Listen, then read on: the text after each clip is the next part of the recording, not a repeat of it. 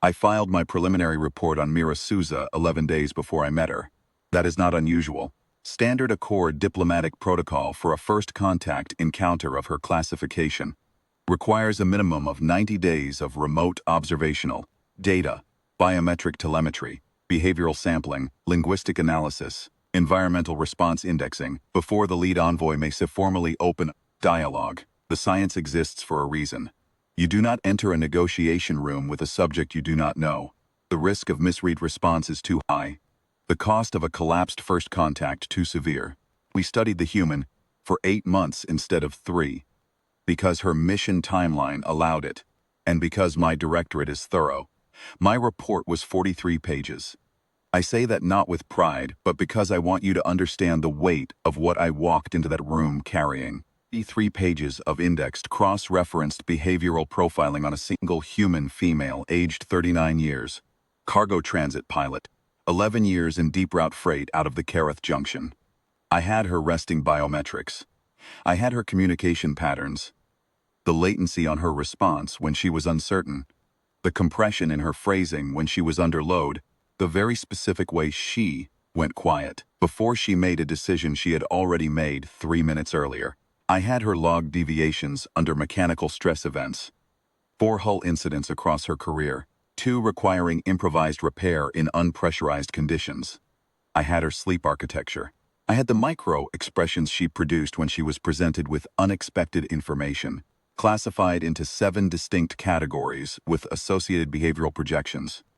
I thought I knew her. The contact suite aboard Accord Liaison Station Varath Khan is a neutral environment. No Accord insignia visible, no Karathi script on the panels, furniture scaled to approximate human ergonomics, based on available dimensional data. The temperature was set to the range my analyst had identified as her comfort band. The lighting was calibrated to the spectrum she had been sleeping under for 11 years aboard her freight hauler. We had controlled every variable we could reach. She walked in, looked at the ceiling panels for approximately 2 seconds, and said, "You pulled the spectrum off my ship's manifest, didn't you?" The lighting. She was not asking. She had already decided it was true.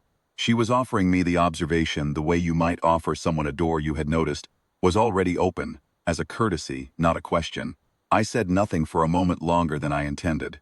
In my profiling model, this exchange did not exist. I had a branching decision tree for the opening 90 seconds of contact. 41 potential response pathways mapped against behavioral ability weights.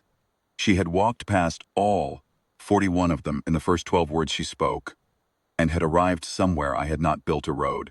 I acknowledged the observation. She nodded once, sat down across from me, and folded her hands on the table in a way that was not aggressive, and was not submissive, and was not anything I had a clean category for. Relaxed was the nearest word, but it was the wrong word.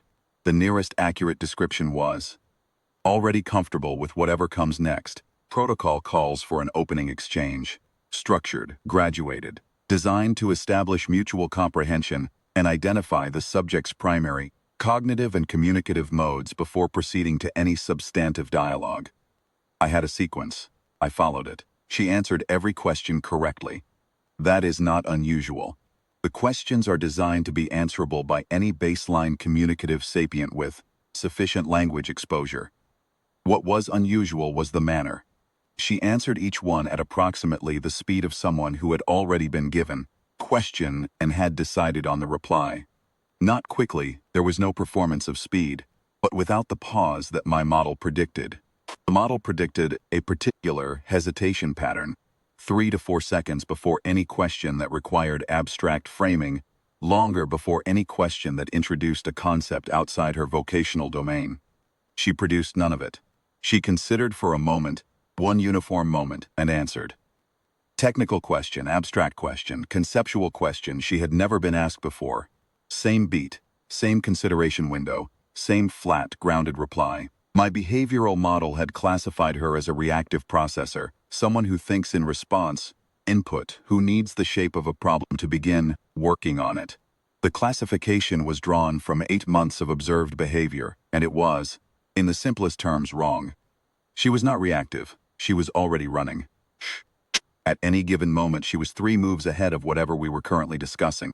And she was letting the conversation catch up at its own pace. Midway through the second protocol phase, I departed from the sequence. I want to be precise about this. Trained Accord First Contact Envoy with 19 years of field work, and I departed from the validated protocol sequence because something was happening in that room that my sequence was not designed to handle.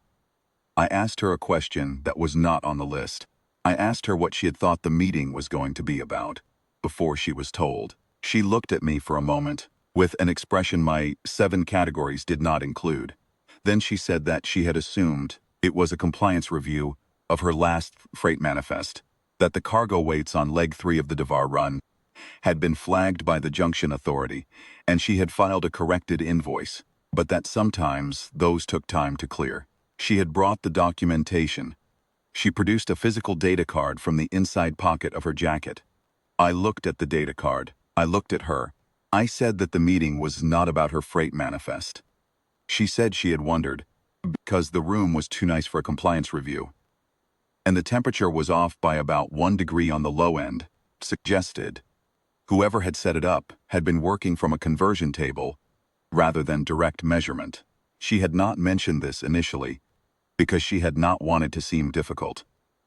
There is a line in my original 43-page report in the section on her cognitive processing under environmental novelty that reads, "Subject displays moderate to high adaptive competency in familiar vocational contexts. Standard deviation from baseline expected when operating outside primary domain." I have since removed the word familiar. I had measured 8 months of careful, cross-indexed observation was a human in her ordinary life. The freight runs, the hull repairs, the docking negotiations, the 2-hour sleep cycles when the route was long.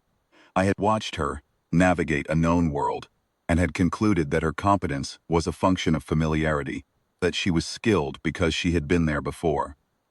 I was wrong in a way that is difficult to describe succinctly, so I will try to be exact instead. She was not skilled because she had been there before. She was skilled because she had been somewhere before. Any somewhere, and somewhere teaches the same lesson every time, if you are paying close enough attention. She had been attending for 39 years. She walked into a room she had never seen, designed by species she had never encountered, calibrated to her specifications by people who had spent 8 months studying her, and within 4 minutes she had correctly identified 2 design choices we had made, deduced the methodology behind one of them, documentation for a problem we had not raised, and noted a temperature discrepancy of 1 degree. She had improvised. That is the word I have settled on, though it is not quite right. Improvisation implies the absence of a plan. What she did was not the absence of a plan.